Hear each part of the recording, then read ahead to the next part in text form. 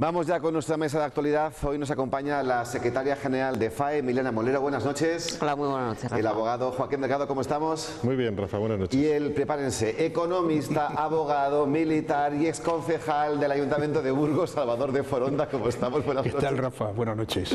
¿Cómo salen las croquetas por este festival que va a tener lugar, que acabamos de ver en el sumario? ¿Sois buenos haciendo croquetas, Emiliana?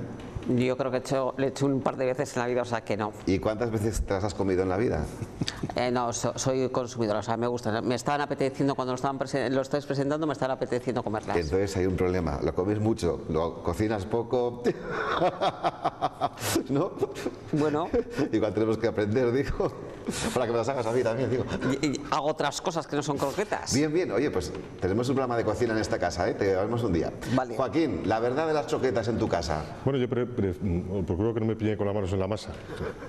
No saqué nada. No, croquetas no. Otras cosas sí, pero croquetas no. Señor de Foronda. Hombre, leche entera y con nuez moscada para que se queden un poco duras a la hora de hacerlas. Bien, esa es la teoría. ¿Y la práctica cómo la hacemos? En la práctica suelo comérmelas y ver cómo se hacen. Bien.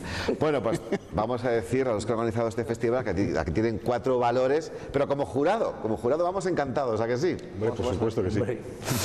Bueno, vamos a hablar de cosas serias y un tanto negativas, porque Bruselas advierte a España que estamos muy cerca de incumplir los compromisos de reducción de déficit y deuda públicos. La Comisión Europea pide cuanto antes un presupuesto, ya que la segunda prórroga de los de 2018 podría significar un desvío importante de la senda de consolidación fiscal pactada. Eso sí, no somos los únicos, ¿eh? En la misma situación están Bélgica, Francia, Italia o Portugal, entre otros. Salvador, un buen aviso, ¿eh?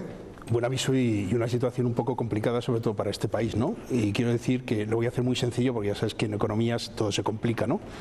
En cuanto al déficit público que tenemos, es decir, que nos está diciendo Bruselas que gastamos más de lo que ingresamos. Nos dice que tenemos que tener un déficit del 2% y estamos en el 2,5%, con lo cual vamos a terminar el 2,2%, y tenemos para el 2020 el llegar al 1,7% y vamos a terminar seguramente en el 2%. Luego, en cuanto a la deuda pública es enorme, estamos en 1,21 billones de euros de deuda, un 98%, y eso significa que tenemos una deuda interna que depende del Banco de España y de empresarios, y tenemos una deuda externa que depende de acreedores extranjeros, con lo cual quiere decir que este país tiene una deuda con gente de fuera y que se puede ser bastante dificultosa. Y luego, por otro lado, tenemos el precio de lo que es el petróleo. Petróleo, nosotros estamos utilizando anualmente unos 66,6 millones de toneladas de petróleo, es decir, 1.350.000 millones de barriles diarios. Quiere decir que una modificación que se produzca en el barril de petróleo va a suponer un gran agujero para España, como una variación que se produzca en los tipos de interés. Con lo cual la situación es complicada, y en una situación complicada se presenta en Bruselas un gasto de 30.000 millones de euros más, con lo cual Bruselas dice esto no puede ser. ¿Qué es lo que hay que hacer? Disminuir el gasto, pero no aumentar los impuestos. Disminuir el gasto porque el dinero tiene que estar en manos del ciudadano. ¿Por qué? Porque en manos del ciudadano lo que hace es comprar, lo que hace es aumentar la producción, aumenta las empresas, aumenta el empleo y sobre todo luego hay una recaudación mayor. Es la única manera de arreglarlo, y sobre todo ir contra el fraude fiscal, que representa un 26% del PIB. Esa es un poco en línea general de la solución. Ajá, perfecta la explicación. Emiliana, seguro que en la patronal burgalesa habéis hablado de esta alerta desde Bruselas. Por supuesto que coincidimos con lo que decía Salva, y desde luego que desde FAE lo que estamos pidiendo es que exista rigor presupuestario. Ahora, cuando se están preparando los anteproyectos de presupuestos, pues lo que tiene que haber es un rigor presupuestario y luego una política fiscal porque se ajuste, o sea, que no haya tanta carga impositiva, sino que bueno, pues a las empresas, con el dinero que lo tienen las empresas, pues pueden crear empleo, pueden invertir, y hay otras posibilidades de que haya creación de riqueza. Y desde luego que siempre desde FAE, pero igual que lo hace la COE, siempre estamos en contra de esas políticas que todo lo hacen, o la manera de recaudar más dinero vía impositiva. Desde luego estamos totalmente en contra. Joaquín. A mí me gustaría incidir en el aspecto jurídico de todo esto, ¿no? Porque parece que es que han venido unos señores de Bruselas y nos están diciendo, bueno, pues nos hacen una serie de recomendaciones, etcétera, y como que esto no tuviese nada más, ningún valor más allá de las propias recomendaciones que hacen en Bruselas. Y eso no es así, porque hay que recordar que cierta parte de la soberanía nuestra, de la soberanía del Estado español, está cedida a la Unión Europea, y estas recomendaciones de la Unión Europea forman parte del compromiso de estabilidad y control presupuestario que está recogida en el propio Tratado de Funcionamiento de la Unión Europea. ¿Qué significa esto? Significa que en primer lugar se estudian las políticas de cada país y después se recomiendan políticas, y si el déficit no se ajusta a lo que está estipulado en esos compromisos, pues se actúa primero con depósitos y después con multas. ¿Qué quiere decir esto? Pues quiere decir que la política es el arte de lo posible, y al final, cuando nos encontramos con que tenemos unos compromisos electorales que son muy exagerados hacia un lado, en este caso hacia el gasto público, pues nos podemos encontrar con que, bueno, pues posiblemente en Europa se puedan tomar medidas, y no solo medidas publicitarias o medidas de cierto, bueno, pues críticas, sino medidas que pueden afectarnos directamente al bolsillo, con lo cual hay que, bueno, pues tener en cuenta que posiblemente ciertas políticas que se están anunciando, que se pueden anunciar, no se van a poder realizar, porque estamos dentro de un marco presupuestario que no nos viene dado solamente por lo que decidimos en España, sino lo que decidimos por nuestra integración en la Unión Europea. Efectivamente, por cierto, un tema local, ahora te estoy viendo a ti, Salvador, y me estoy acordando de una pequeña polémica que hubo en el pleno del Ayuntamiento de Burgos el pasado viernes, cuando el portavoz de Ciudadanos, Vicente Marañón, le acusaba a David Jurado, que es concejal de Hacienda, el puesto que tú has tenido durante 8 legislaturas, o 8 años, 2 legislaturas, le achacaba que era incompatible ese trabajo como concejal de Hacienda y a la vez que estuviera liberado como portavoz en la Diputación Provincial. Entonces, tú que sabes lo que es ese trabajo, pues creo que estás autorizado para ver si lo que dice el señor Marañón es cierto o no. Hombre, hay una cosa que es importante, ¿no? Tiene su dedicación exclusiva a la Diputación. Yo no pude tener esa dedicación exclusiva en el Ayuntamiento porque tenía que mantener mi despacho. Entonces, o estás en un sitio o estás en otro, eso sin lugar a dudas. El área de Economía de Hacienda es inmensa. Es decir, si te lo tomas en serio, te faltan horas al día. Depende cómo te quieras involucrar y el poder de decisión que quieras tomar. Si resulta que no quieres tomar ninguna decisión y la decisión depende de los técnicos y tú dices lo mismo que dicen los técnicos, pues entonces lo que estás quitándote es la propia independencia del punto de vista como político y sobre todo desde el área económica. Hay que echar muchas horas, se necesita muchas horas y tomar decisiones. Yo no sé si voy a hacer una pequeña reflexión, es decir, a mí el tema de los consorcios me llevaron horas y días enteros, es decir, y fueron 3 o 4 años de trabajo, y eso es lo que puedo decir. Es decir, también tengo que decir que nunca cambié el sillón le dejé entero. Bien, pues las declaraciones de hoy servirán para los temas de nuestra mesa de actualidad de mañana, porque nosotros tenemos, y hablaremos de ello, porque tenemos que continuar con otro asunto que es muy importante, porque aunque cada vez más las mujeres ocupan puestos de alta responsabilidad en las empresas, la brecha de género sigue existiendo. En España, el 18% de los directivos son mujeres. Por eso, Emiliana, la Fundación Caja Rural, junto con vosotros, con FAE, vais a llevar a cabo un estudio para conocer qué barrera existe en este área entre hombres y mujeres, imagino que de forma localizada en Burgos, ¿no?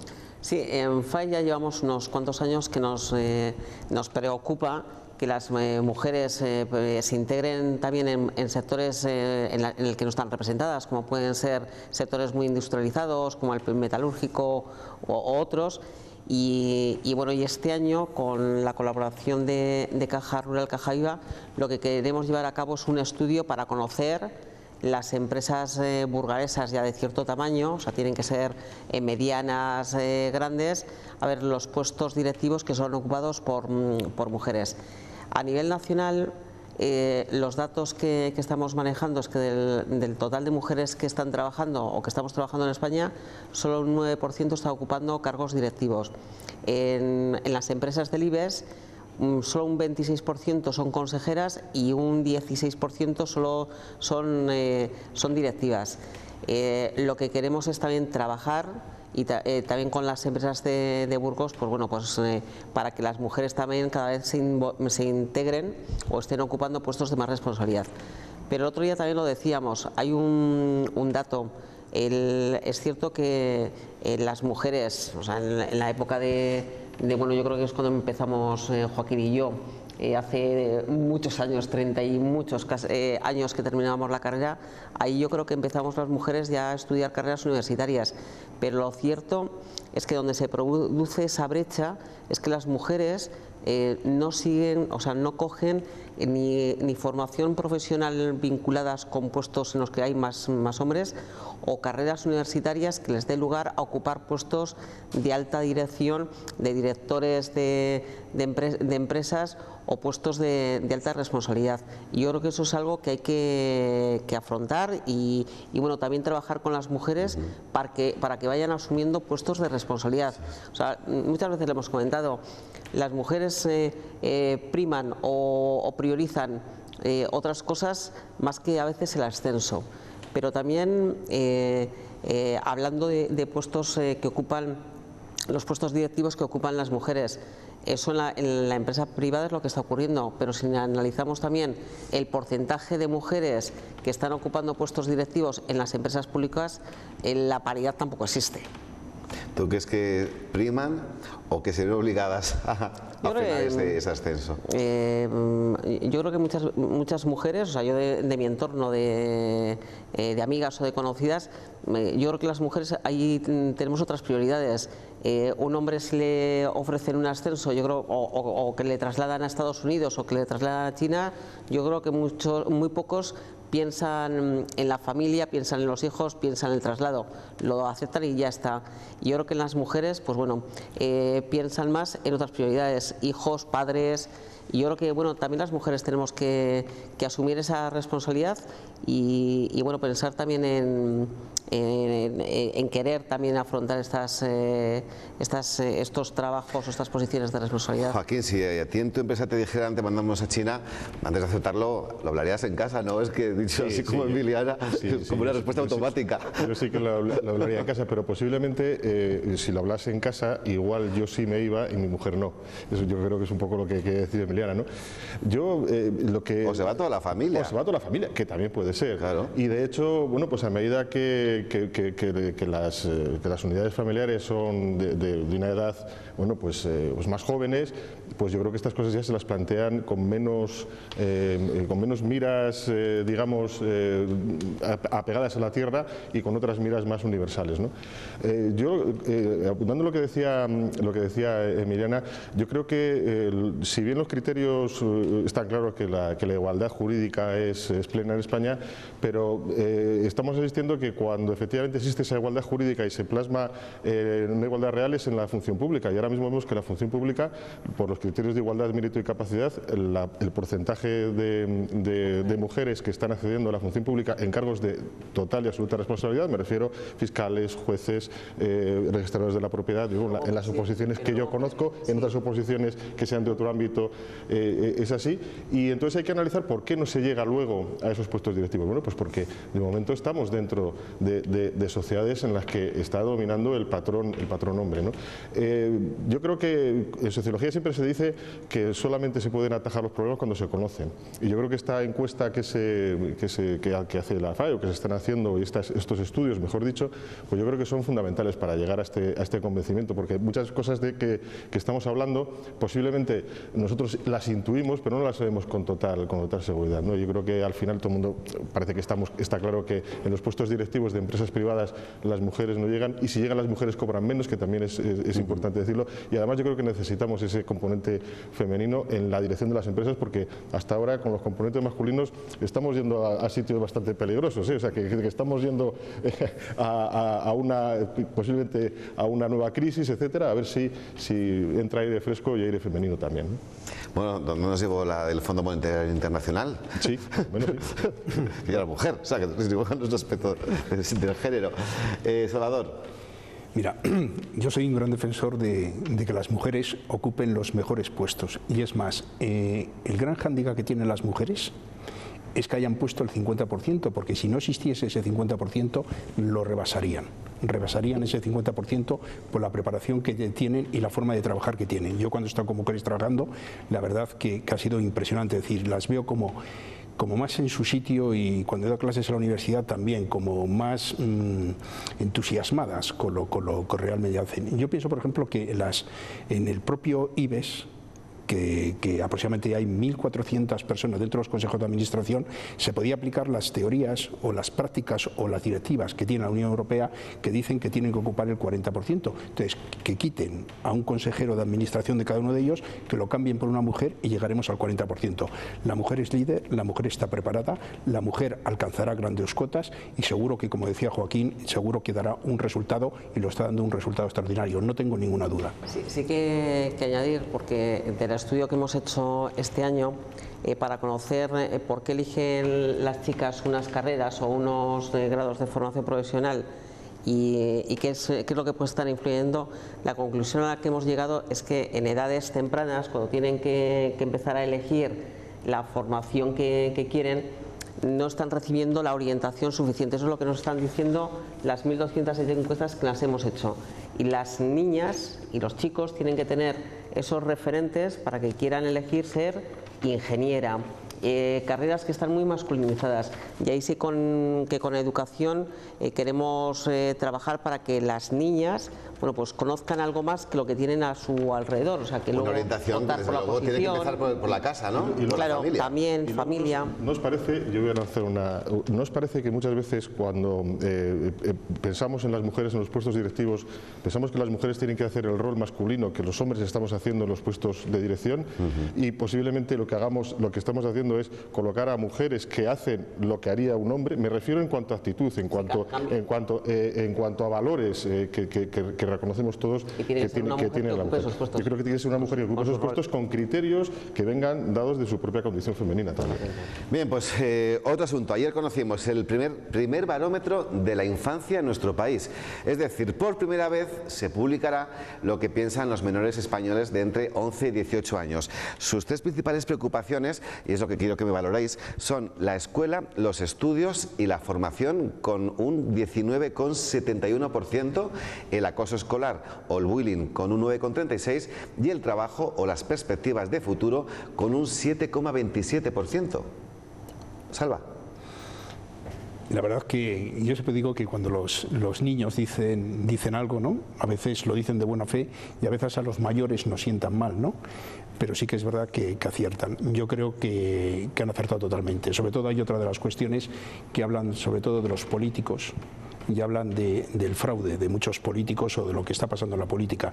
Es otra de las cuestiones, y que chavales de 11 a 18 años tengan esa valoración. Pero aparte de tener esa valoración, fíjate lo que dice también la encuesta, que la encuesta lo que está diciendo es que todos tienen un partido definido y si pudiesen votar, votaban, y el 11% se abstendrían. Quiere decir que es una mayoría impresionante, muy preparada, que nosotros a esa edad no estábamos tan preparados, y que tienen un criterio cierto y lógico, y ese criterio cierto y lógico es lo que debe hacer al sistema político, y al recoger este informe de la UNICEF, de pensar en cómo debe ser el futuro de esta nación. Y otra lectura, ¿no?, de este informe: médicos, policías y maestros, Joaquín, son las profesiones más valoradas por los 9.000 niños y adolescentes que han opinado. Me parece, yo creo que también cuando... O sea, que no han dicho futbolistas, ¿sabes? No, pero ni contertulios, ni concursantes. Sí, efectivamente. Yo creo que es una consecuencia de lo que es la normalidad, ¿no? Y este estudio, a mí lo que llama la atención es, efectivamente, como muy bien ha dicho Salvador, es que a los niños hay que tenerlos en cuenta porque son la voz del presente. Quiero decir, nosotros normalmente vivimos o bien en el pasado y a veces pensando un poquito en el futuro, pero los niños viven en el presente, y por eso tienen la importancia de que, bueno, lo que les interesa son los estudios, la formación. El trabajo no le dan importancia. ¿Por qué? Porque piensan que eso les queda lejos, que lo que tienen que hacer es trabajar en ser buenos, ¿no? Yo creo que eso es muy importante. Y efectivamente, si esas manifestaciones de los niños son, primero, derivadas de cierta inocencia, y después derivadas del presente, como bien dice Salvador, hay que tenerlas en cuenta, porque efectivamente es lo que nosotros ahora mismo tendríamos que hacer para garantizarles su futuro, que en definitiva es lo que hay que hacer. Pues hablamos de ese tema porque hoy es el Día de la Infancia, una declaración ratificada por 195 estados del mundo. Desde que en el año 1989 se aprobó el texto, los cambios en las situaciones de las niñas y niños han sido evidentes. Aún así, queda mucho por hacer. Nos comprometemos a seguir construyendo y desarrollando la capacidad de la infancia, en particular de aquellos que viven situaciones más vulnerables, sin olvidar los que están afectados por crisis humanitarias o que proceden de las comunidades más desfavorecidas y marginadas, y a perseguir la igualdad de forma sostenida. Ella, Malala, es y ha sido una luchadora por la defensa de los derechos de las niñas en Pakistán. Su valentía la hizo merecedora del Premio Nobel de la Paz. No hay que irse a otros países para hablar de los derechos de la infancia. Aquí en Castilla y León son muchas las organizaciones que trabajan para mejorar la calidad de vida y el futuro de los más pequeños. El 25% de las familias con niños tienen dificultades cuando hay algún factor extra en el que tienen que gastar el dinero. Y eso lo que provoca es abandono escolar. Porque no hay hábitos en las familias y porque no hay hábitos en los jóvenes. Entonces, ¿en qué se produce la exclusión? No les interesa la escuela arreglada. Y al no estudiar, llegan las desigualdades. Son familias que han crecido bajo el no puedes o esto no es para ti, y trabajamos mucho sobre soñar alto. Desde el movimiento Scout trabajan para dar protagonismo a los jóvenes con un objetivo: educar mediante el juego, mediante acciones para que el día de mañana sean ciudadanos críticos, responsables, con valores. Porque la participación infantil es uno de los derechos de la infancia del que queda mucho camino por recorrer. Pues nos falta conocer la opinión de Emiliana antes de zanjar el asunto del Día de la Infancia. Pues yo coincido con Salva y con Joaquín. Desde luego que este estudio que ha hecho UNICEF durante dos años, que ha entrevistado a más de 11.000 niños, yo creo que es desde luego que muy interesante. Y igual que este año, cuando hemos hecho la encuesta a niños también de la ESO hasta la universidad, que parecemos que no se enteran, que son muy pequeñitos, que tienen unas edades tempranas, que no pueden decidir o que no tienen una opinión, desde luego que el que tengan esa alta consideración de los centros educativos, que tengan de nuestras universidades, incluso de la seguridad social, de los cuerpos y fuerzas de seguridad, que a veces nosotros no le damos tanta importancia a los pequeñines, y los pequeños, nuestros jóvenes, sí que tienen conciencia para opinar de temas muy trascendentales para el día a día de nuestra sociedad, con lo cual coincido con ellos que hay que tenerles muy en cuenta, porque son nuestro presente, pero van a ser nuestro futuro. Son chicos que además están muy concienciados con temas de medio ambiente, con temas de responsabilidad social corporativa. También empiezan a saber, yo que estoy en el mundo de la empresa, lo que son las empresas y lo que hacen las empresas por los trabajadores, que eso también, desde el punto de vista del mundo de la empresa, es importante el que lo conozcan. Pues que este primer barómetro de la infancia sea el primero de muchos más, que como bien hemos apuntado, su voz es muy importante porque vive en la realidad. Pues muy poquito tiempo nos queda, pero tenemos que hablar del Partido Socialista, que no, a nivel nacional, que no respalda con contundencia y en público a Susana Díaz, un día después de la sentencia condenatoria de los ERES de Andalucía. Dice que debe ser la militancia la que decida sobre su continuidad, mientras la oposición critica que Pedro Sánchez aún no haya dado explicaciones tras este fallo judicial. El portavoz del PSOE en el Senado, Ander Gil, ha dado a entender en una entrevista en Televisión Española que la continuidad de Susana Díaz dependerá de los militantes andaluces tras la sentencia de los ERES. Un fallo judicial que Ferraz espera que no afecte a las negociaciones para formar gobierno. No estamos hablando de pasado. Confío en que en las próximas semanas acabe el bloqueo político y que tengamos un gobierno en España con plenas capacidades, en plenitud de funciones. Pedro Sánchez aún no ha valorado en público la decisión de la Audiencia Provincial de Sevilla. Sí lo ha hecho la ministra de Trabajo en funciones, Magdalena Valerio. Es un dolor para muchas personas socialistas y muchas personas de bien esta sentencia. Mientras el presidente andaluz Juan Manuel Moreno Bonilla estudia cómo recuperar el dinero defraudado en los ERES y reclama explicaciones a Sánchez. como también hacen Vox y Ciudadanos. Bueno, me parece normal que esté escondido porque deben estar avergonzados. Lo que no nos parece de recibo es el blanqueo mutuo que están afrontando el Partido Socialista y Podemos. Claro, a Iglesias le molestaba mucho la corrupción del PP, pero la corrupción del PSOE pues no le molesta tanto porque el PSOE le va a hacer vicepresidente, ¿no? Critican la tibieza del líder de Podemos, mientras la coordinadora general de Adelante Andalucía, Teresa Rodríguez, pide a Susana Díaz que tenga la decencia de dimitir. Pues muy poquito tiempo, por favor, queridos contertulios. Salvador, Pedro Sánchez no habla abiertamente de este tema para hacer como Rajoy, cuando no le interesaba hablar lo dejaba pasar, a ver si nos olvidábamos todos. Mira, a mí este tema me parece una vergüenza auténtica. Lo que ha desaparecido son 3 veces el presupuesto de la ciudad de Burgos. 3 veces el puesto de la ciudad de Burgos y eso supone en las antiguas pesetas, por si alguno nos oye y no sabe lo que es, son 114.000 millones de las antiguas pesetas. Y salimos, la señora Valeria, la ministra, sale diciendo hace poco que va a pedir un crédito al Ministerio de Economía y Hacienda de 13.600 millones de euros para pagar las pensiones. Y luego quieren subir impuestos cuando tienen esto. Esto no tiene vergüenza. Y además, te voy a decir una cosa, Pedro Sánchez se tiene que ir. El Partido Socialista ha ganado, que gobierne, pero Pedro Sánchez tendrá que irse lo mismo que hicieron irse a Rajoy. No queda otra cuestión. Y eso es lo que tiene que asumir el Partido Socialista. Han desaparecido 680 millones de euros. Emiliana, 30 segundos, por favor. Bueno, yo creo que en estos temas lo que tendría que haber es coherencia. Si en casos similares se ha solicitado una postura, pues yo creo que por coherencia también tendría que actuar igual.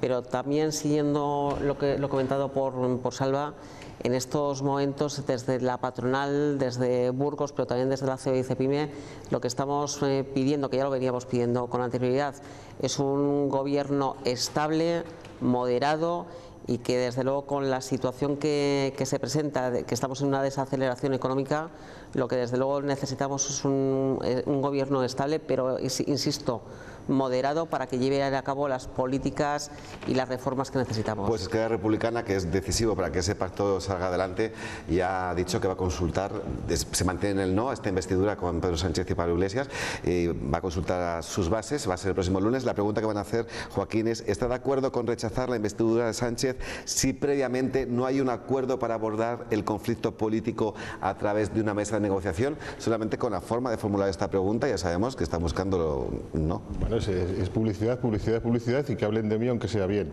El tema yo creo que el tema de la sentencia para mí es profunda tristeza, por 2 razones. La primera, por los hechos; la segunda, porque hemos tardado 9 años. Yo creo que no nos merecemos 9 años de instrucción de un procedimiento de estas características. Y finalmente, que la delincuencia hay que atajarla, y hay que atajarla, combatirla, sea que venga de donde venga, y si viene de los políticos, con más razón. Pues hasta aquí nuestra mesa de actualidad. Emiliana Molero, gracias, Joaquín Delgado, Salvador de Foronda, gracias. Habéis hecho un trío muy bueno, que nunca habéis coincidido los 3. Buenas noches. Gracias. Hasta la próxima. Joseba, nosotros volvemos con todo el relato de la actualidad que nos deja este miércoles. Hasta ahora.